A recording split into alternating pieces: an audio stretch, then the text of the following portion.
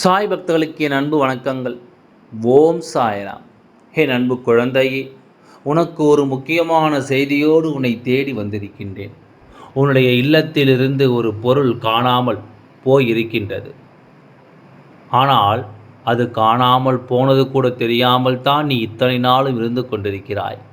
கேட்டால் வாழ்க்கையில் எனக்கு நல்லது நடக்கவில்லை, என் வாழ்க்கை இப்பொழுது சூனியமாக மாறிவிட்டது என்று சொல்லி வருத்தப்படுகிறாயே தவிர, இந்த விஷயத்தை தொலைத்து அதனால்தான் உனக்கு இத்தனை கஷ்டங்களும் வந்து கொண்டிருக்கிறது என்பதனை நீ மறந்துவிட்டாய். நிஜமாகவே இன்று இருக்கின்ற நிறைய குழந்தைகளுக்கு வாழ்க்கையில் தன்னிடம் இருக்கின்ற பொருள் என்ன, தன்னை விட்டு சென்ற பொருள் என்னவென்று தெரிவதில்லை. முன்பெல்லாம் ஒவ்வொரு பொருளையும் எண்ணி வைப்பதும் என்ன இருக்கிறது என்று தான் மனதிற்குள்ளே நினைவில் வைப்பதுமாக இருந்தார்கள். ஆனால் இப்பொழுது எல்லாம் யாரிடத்திலாவது சென்று உன்னுடைய இல்லத்தில் எத்தனை விஷயங்கள் இருக்கிறது, இதுவெல்லாம் என்று கேட்டால் எதுவுமே தெரியாது யோசிப்பார்கள். பார்த்தால் மட்டுமே இது தன்னுடைய பொருள் என்று தெரியுமே தவிர, மற்றபடி அது காணாமல் போனாலும் அதை யாராலுமே கண்டுபிடிக்க முடிவதில்லை. சாதாரண பொருள்தானே என்று அவ்வளவு எளிதில் எண்ணிவிடக்கூடாது.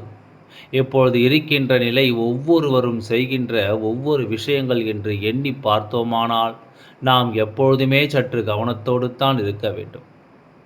நம்மை சுற்றி என்ன நடந்து கொண்டிருக்கின்றது, இந்த வாழ்க்கையில் என்னென்ன விஷயங்கள் எல்லாம் நடந்தேறிக் கொண்டிருக்கின்றது என்பதனை நாம் தெளிவாக கவனிக்க வேண்டும். ஒவ்வொரு நாளும் உனக்கு இந்த வாழ்க்கையில் கிடைக்கின்ற எல்லா விஷயங்களையும் நினைத்து நீ வருத்தப்பட்டு கொண்டிருக்கின்றாய். அத்தனைக்கும் உனக்கு காவலாக நிற்கின்றான் என்பது உன் மனதில் நினைவில் இருக்கட்டும்.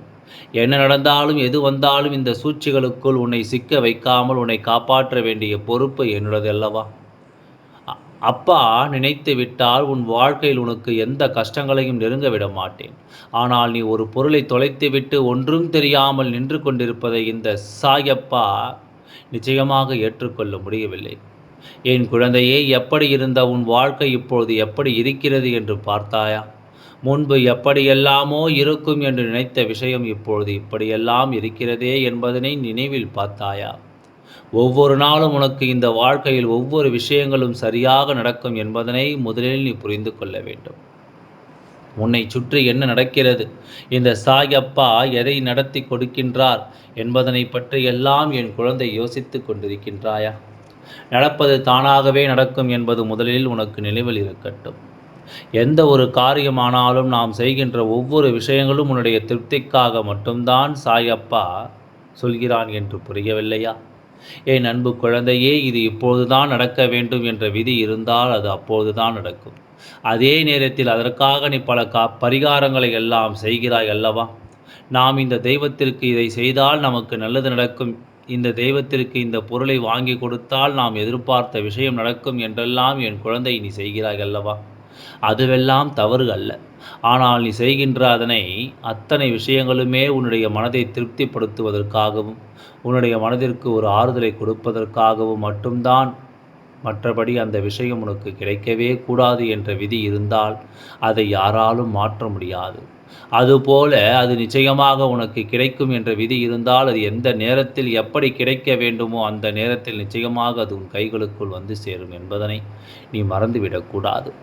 எப்பொழுதாவது உன் சாயப்பா சொல்வது உனக்கு புரிகின்றதா என் அன்பு குழந்தையே? அதனால் இது போன்று உன்னுடைய வாழ்க்கை நடக்கின்ற எல்லா விஷயங்களும் மாறி மாறி அங்கும் இங்குமாக சென்று கொண்டிருக்கின்ற இந்த நேரத்தில் உன் சாயப்பா நான் உனக்கு சொல்ல வந்த விஷயம் என்னவென்று நிச்சயமாக இனிமேலாவது நீ புரிந்து கொள். நீ வாழ்க்கையில் எப்பொழுதுமே ஓட்டம் ஓட்டம் என்று ஓடிக்கொண்டே இருக்கின்றாய். என்னவெல்லாம் தேடி என் குழந்தை இந்த வாழ்க்கையில் தான் நினைத்ததை சாதிக்க ஒரு நிமிடம் கூட ஓய்வில்லாமல் நீ உழைத்து கொண்டிருக்கின்றாய். யார் உன்னை நீ எப்பொழுது ஓய்வெடுக்கிறாய் என்று கேட்பதற்கும் இல்லை, உன்னுடைய உழைப்பை பாராட்டுவதற்கும் யாரும் இங்கு இல்லை என்பதுதான் உண்மை. ஆனால் உன்னிடத்திலிருந்து அவர்களுக்கு நல்ல பலன்கள் மட்டும் கிடைக்க வேண்டும், உன்னிடத்திலிருந்து அவர்களுக்கு நல்ல விஷயங்கள் மட்டும் நடக்க வேண்டும், அது மட்டும்தான் இவர்களுடைய எண்ணமாக இருந்து கொண்டிருக்கின்றது. அப்படி இருக்கும்பொழுது என் குழந்தை, நீ உன்னுடைய வாழ்க்கையில் உன்னை சுற்றி நடந்த எல்லா விஷயங்களையும் கவனித்தாயானால் உனக்கு மிகவும் நெருக்கமாக இருந்த ஒரு விஷயத்தை நீ கோட்டை விட்டு விட்டாய். இதற்கு காரணம் என்ன தெரியுமா? சுற்றியுள்ள சிலர்கள் உன்னிடத்தில் பேசிய ஒரு சில வார்த்தைகள் தான். அத்தனைக்கும் காரணம் இவர்கள் சொன்ன இந்த வார்த்தையினால் நீ முக்கியமான இந்த விஷயத்தை தொலைத்து விட்டாய் என்பதனை முதலில் நீ புரிந்து கொள்ள வேண்டும். ஆனால் நீ தொலைத்தது உன்னுடைய எதிரியிடம் இருக்கின்றது, உன்னுடைய துரோகியிடம் சென்று சேர்த்து இருக்கிறது. உனக்கு அது கிடைக்கவே கூடாது என்று அவர்கள் ஒளித்து மறைத்து வைத்திருக்கிறார்கள். உன் சாயப்பா இப்பொழுது உனக்கு விளக்கமாக சொல்கிறேன் என்னவென்று கவனமாக கேள். உன் வாழ்க்கையில் என்ன நடக்கிறது என்று சற்று நீ சிந்தித்துப்பார். உன்னோடு நான் இருப்பது ஒவ்வொரு நொடி பொழுதிலும் உன் வாழ்க்கையிலும் உன்னை ஆட்டி படைத்த பல சிக்கல்களில் இருந்து உன்னை மீட்டு கொண்டு வந்திருக்கின்றேன். எல்லாவற்றிற்கும் உன்னோடு உடன் இருக்கின்ற உன் சாயப்பா இப்பொழுது உன்னோடு தான் துணை நிற்கிறேன் என்பதனை மறக்காதே.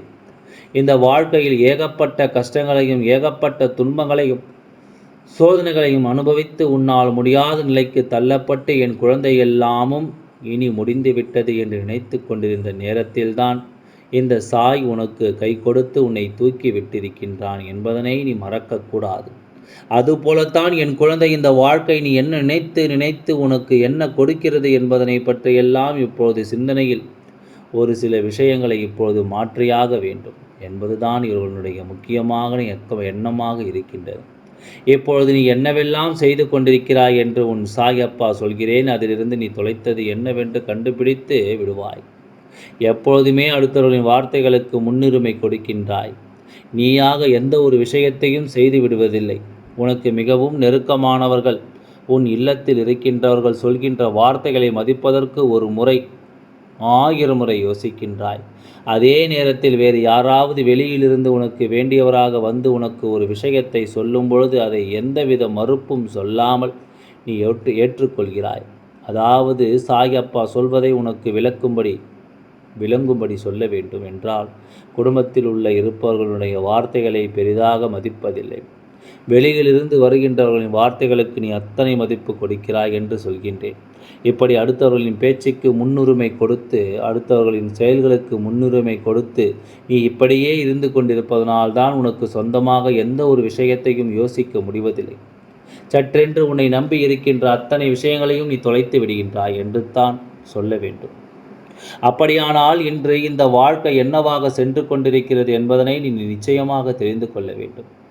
இது போன்று உன்னுடைய வாழ்க்கையிலிருந்து உனக்கு பல கஷ்டங்களை கொடுத்தவர்கள், உன்னுடைய வாழ்க்கையிலிருந்து உனக்கு பல வேதனைகளை கொடுத்தவர்கள் என்று இவர்கள் எல்லாருமே எப்பொழுதுமே உனக்கு உறுதியாகத்தான் இருக்க முயற்சிகளை செய்து கொண்டிருக்கிறார்கள்.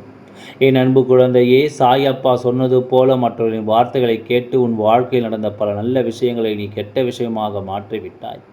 உனக்கு நல்லது நடத்த அந்த பல விஷயங்கள் இப்பொழுது உனக்கு எந்த நல்லதையும் நடத்தாமல் திரும்ப சென்று விட்டது.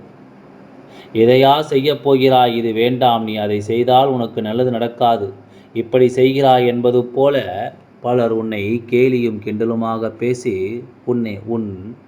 உன் செயலிலிருந்து உன்னை தோற்கடிக்க பார்ப்பார்கள். எதற்கும் நீ அஞ்சாமல் உன்னுடைய வேலைகளை நீ தொடர்ந்து செய்து கொண்டே வா. எல்லாம் நல்லபடியாகவே நடந்து முடியும். ஓம் சாய்ராம். நன்றி, வணக்கம்.